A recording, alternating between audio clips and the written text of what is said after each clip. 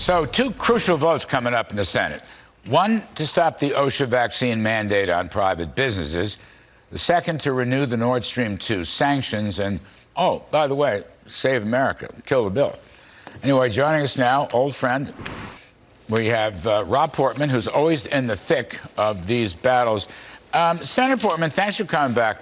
I just want to ask you, I mean, it would seem to me that people on both sides of the aisle would want to restore sanctions, at least on Nord Stream 2, with Putin about to have this invasion of Ukraine. And you may have heard Robert O'Brien wants even larger and broader sanctions on their entire economy and banking system.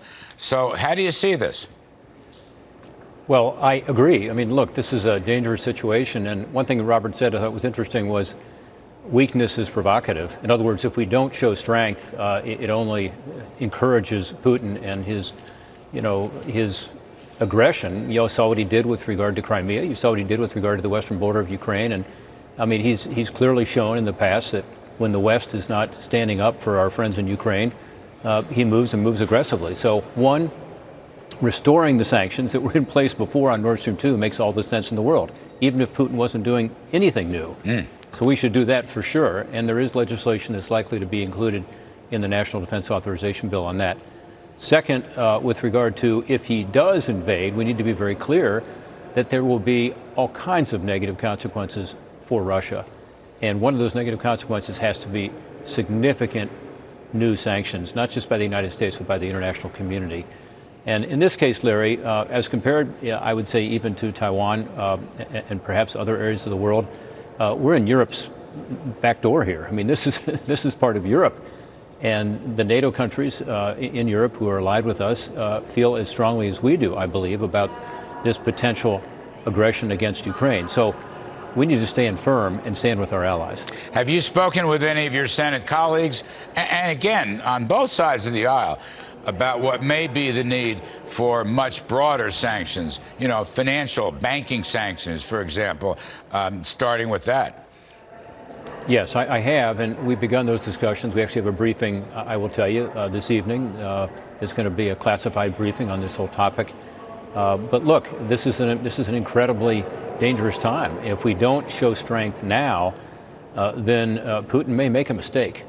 And I think it would be a grave mistake, by the way, if he were to invade, because I think the entire world would respond, and in particular our NATO allies and non-NATO allies throughout Europe. And let's face it, Larry, he's done it before. So to say in the modern time, you can't believe that, this could happen in Europe. Nothing's happened like this since World War II. Well, it did happen.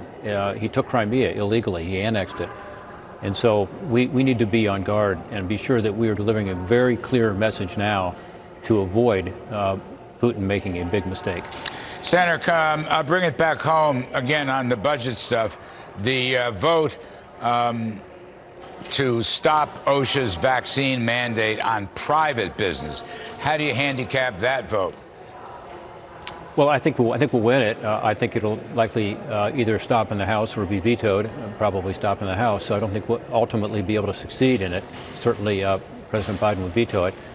But look, Larry, the courts have all agreed with us, which is that the Biden administration does not have the authority to do this. And I don't think there's a certain single court case that's been in their favor.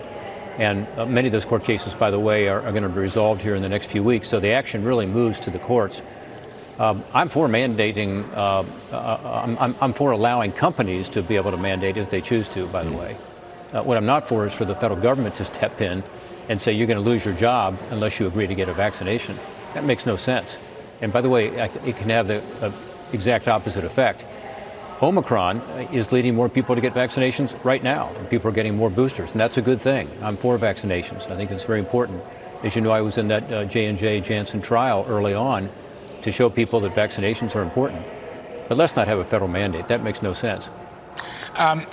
There's a lot of talk, Senator, I'm going to say from insiders, I'm not going to name names, but there's a lot of buzz that with respect to this bill that we must kill, in my judgment, it's going to last longer It's not going to get done in the next week or two, and it's not going to get done until by the end of the year, and it may wait through January, and it might even wait through most of February.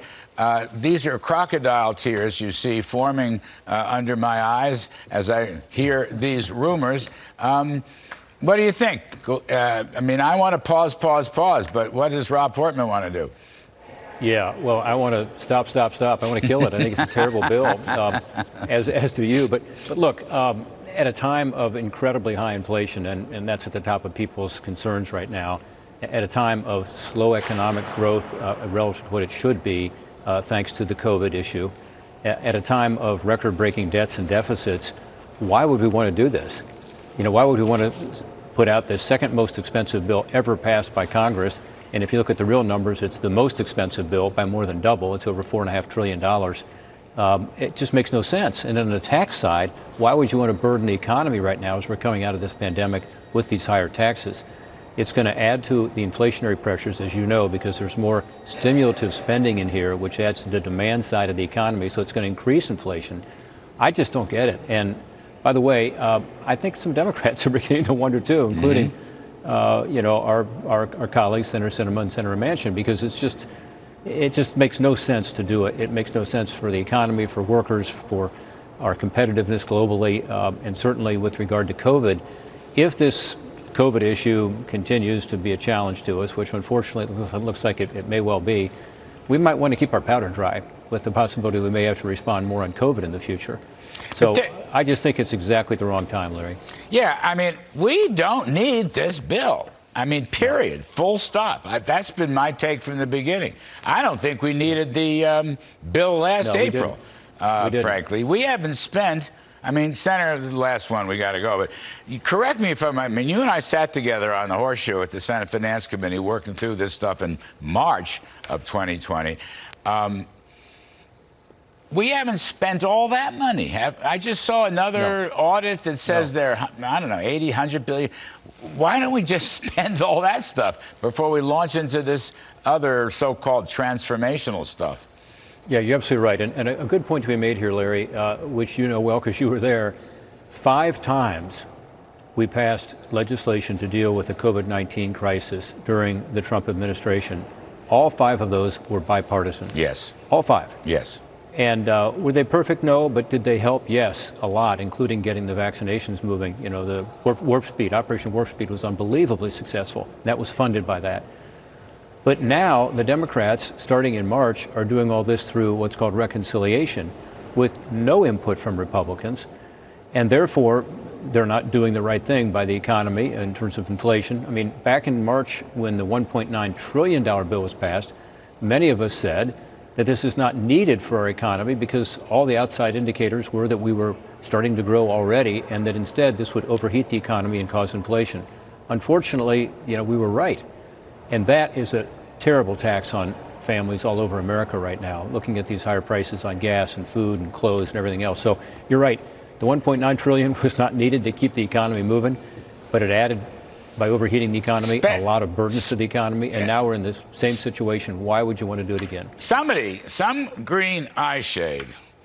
When I think of you, actually, because you were budget director and trade rep and senator, and you know all this stuff. Somebody, Senator Portman, has got to sit down, I don't care, maybe just with an ordinary calculator or an adding machine, and figure out what's been spent and what hasn't been spent from the stuff that was done last year. I think you're going to find a lot of it wasn't spent. I got to get out of here. Senator Rob Portman, you're great. Some of it was not spent. There's some unobligated balances at agencies. And by the way, we took that, as you know, for the infrastructure bill to pay for that, which it does not add to inflation because it's about long-term capital spending on the supply side. But so we know there's money there. Let's use it. Save America, Senator. Kill the bill. Thanks for coming back on. Take care.